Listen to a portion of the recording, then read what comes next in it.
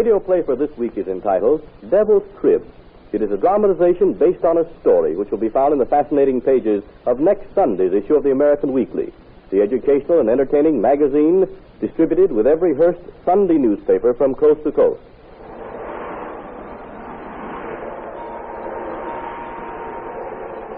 The Devil's Crib Light is a small beacon situated a few miles from shore. It marks a treacherous spot for ships trying to make home port, especially when there's a gale blowing. Captain Bascom, an old deep-water man, tends the light. His only helper is his son, Orrin. Just now, the two of them are engaged in cleaning the big lamp. Got them panels clean, have you, Orrin? Yes, Dad. Boy, if anybody should ask you, keeping a light is no cinch. You're right, son. Light housekeeping is darn near as busy as light housekeeping, if you know what I mean. I'll say it is. These lantern panels take a heck of a lot of elbow grease to polish up. I'll bet I could get a job on shore as a bartender's helper, polishing glasses. After this, Dad. Yep, I shouldn't be surprised. Son, if you plan on getting ashore today, you'd best keep at them lenses. Aye, sir. Believe me, I've counted the days ever since my last shore leave. Oh, beats all how you can be my flesh and blood, like you be, Orrin, and gets all fired head up over spending a day ashore. Well, it gets kind of lonesome out here, Dad.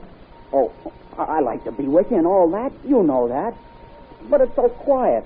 With nothing but that bellboy ringing and the pounding of the water on the piles below us. Or the cry of the gulls as they swoop around the lantern. Oh, you don't mind it. You're used to it. I suppose if I was to be marooned out here for nearly 20 years like you have, I'd get used to it, too. Oh, marooned. Very idea. Why, it ain't being marooned when you've got the whole blessed ocean spread out before you, and ships passing by, making port every day. Why, heavens to Betsy, Orrin, I know more people from signaling to 'em from the deck that runs around this light than the ordinary man knows living in one of them apartment houses. Oh, why, Dad, you can't compare. That reminds me. There ain't no squawking radios to keep you awake nights here until you take a shoe and knock on the floor to make the owners turn them down. Oh, I know, Dad, but that Yes, you know. You think you know. Oh, well, I suppose I can't blame you none.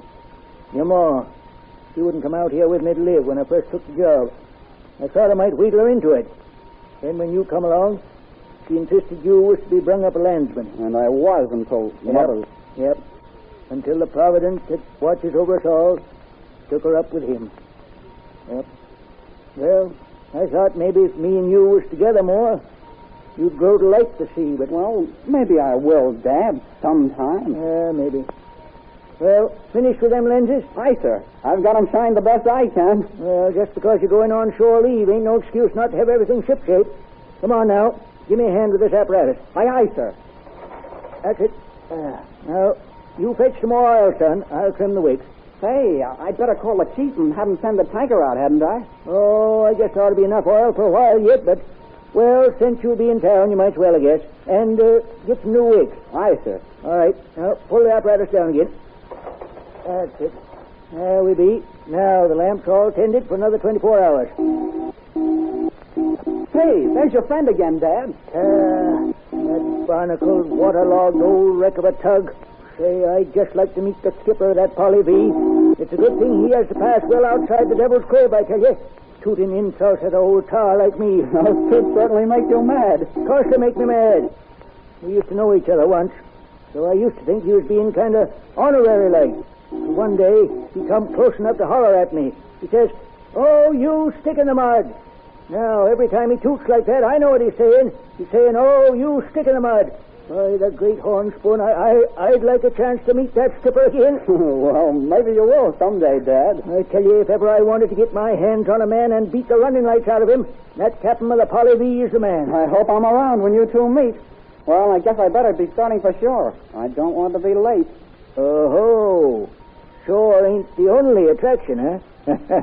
It's what's on shore that has you up in anchor, huh? Oh, kind of. She's pretty special, Dad. Yeah, no doubt, no doubt. They all are, son. What's her name? Luella. Luella, huh? Well, that's a pretty name. She's a pretty girl. Yeah, likely so, likely so. What's her pa do? Well, he's a sea captain, she says. I ain't never met him yet. Skipper, huh? Well, son, I might say you're cruising good company. Might say. Wait till you see her. Then you'll be sure of it.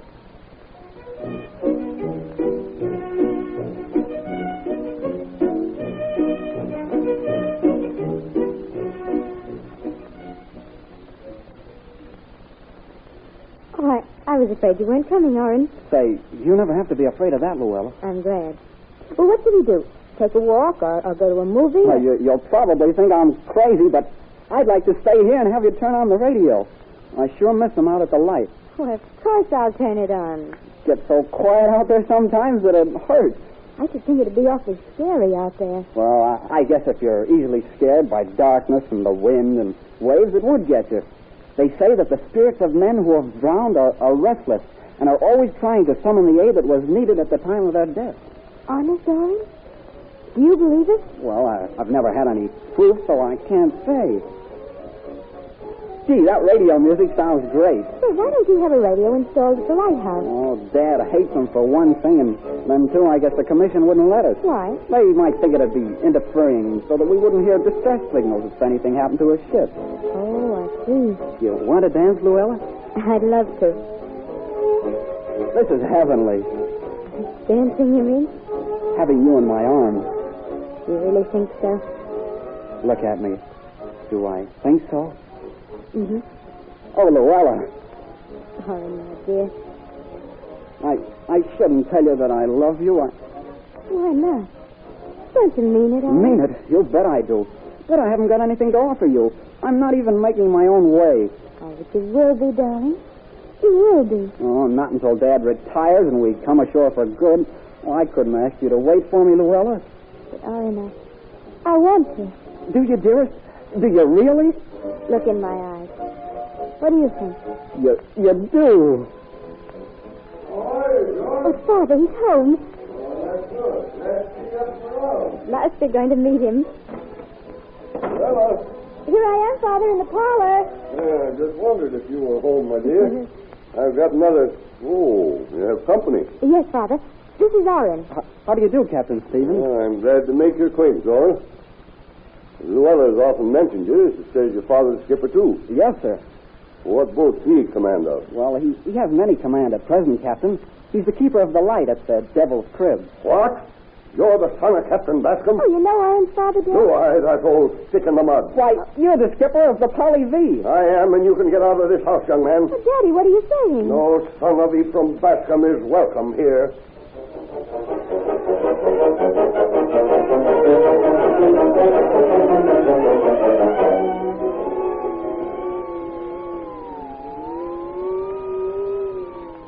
You know, Luella, storms at sea are terrible things.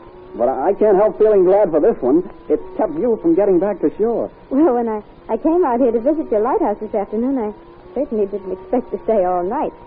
It's a good thing I left a note for Daddy telling him where I am. Yes, he won't worry, but he'll get mad. Can't you see him when he reads your note? Hear him, you mean? Dad'll be getting up any minute now, Luella, and I'll have to go in and get a few winks so I can relieve him later. All right. Be careful he doesn't find out who your father is. Don't you worry. I can't tell him. He's been awfully sweet to me so far. Hate to spoil everything now. But I can't understand why they hate each other so. Neither do I. But as long as you don't hate me, Oh, why... darling, don't talk like that. Orrin? Hi, Dad. Well, you better get some sleep, son. I'll stand watch. All right, sir. You entertain Luella until she gets sleepy. Just you leave her to me, son. Oh, the storm is too exciting for me to sleep. I know. They used to affect me like that. Now I go to sleep the minute my head hits the pillow. He does, too, I can tell you. Why, if we was to count 10 now, and then go in there, he'd be sleeping just as peaceful as a baby.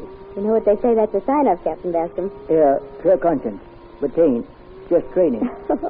Well, I hope your pa ain't worried about you, Miss Luella. Oh, he won't be. I left a note telling him I was coming out here. Well, that's good. But he'd best not try to come out here for you in this blow. I hardly think he will. His boat would never weather it. No, ain't likely on a night like this. Let's see now. What boat did you say your pa commands? Well, I didn't say. Oh, funny. I thought you did. Well, what boat does he command? Oh, it's just one of the small ones. Where is he? Where'd he go? Orrin. Where's who, son? The man whose hand touched me on the arm. Oh, I guess you must have been dreaming, Orrin. Ain't nobody here but just us. And neither Miss Luella nor me's moved since you went in there. But I saw him very plainly. His hand was cold and clammy on my arm, and it woke me up. He had a shaggy mustache, and he wore a sailor's cap. And he seemed to be pointing out there at sea. Listen, That's a distress signal, Orin. There's a steamer of some kind in trouble out there. Orin, where's Mileskin? What are you going to do? Why, I'm going out there and get them poor devils out of the mess they're in. I'll go with you. You can't make it alone. No, son. You got to stay here with the light. That's order. I'm Captain here. Oh, can't I help, Captain? Yes. You can start some hot coffee going. Orin, give me a hand with the motorboat. Aye, sir. Come on. Help me, Orin. Come on. Aye. Give me a lift here. Come on. That's it. All right, Orin. All right. Well, here goes. Good luck, Dad. I'll go back to the light.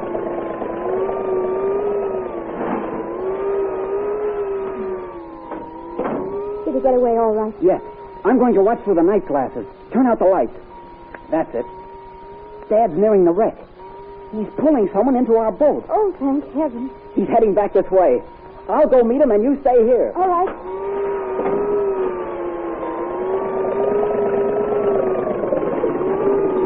Okay, Dad. Okay, son. Stand by for the landing. Well, here we are, Captain.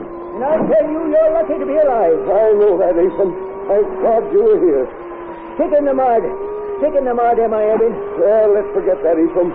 But you shouldn't have saved me until you were sure none of my men could be found. I looked, Eben. Nary a soul could I see. All in. Give the captain here a hand up that ladder. Here, Captain Stevens. Take my hand. Leslie, my boy, where's Luella? Oh, she's up here. She'll give you some hot coffee. Daddy. Oh, Luella. Oh, Daddy. Oh, everything's all right, Luella. Don't worry. Oh! Orin, I'm going to get that fella. Aye, sir.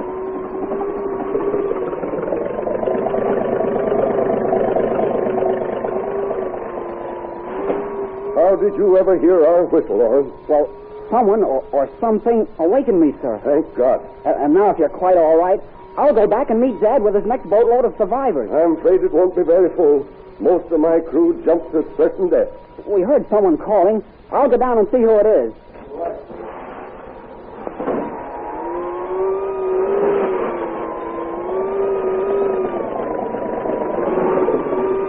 Any luck, Dad? Yep. Two of them, Orin, but I'm afraid one's gone. You got to me just in time, Captain. I was going down, and I couldn't have held Pete here up much longer. No, give the lad a hand, Orin. Aye, sir. Take it easy. Taylor, who's this? It's Pete Griswold. He was our engineer. Father. This other man you brought in, the engineer. He's dead, son. What about him? Why, he's the man whose hand woke me up.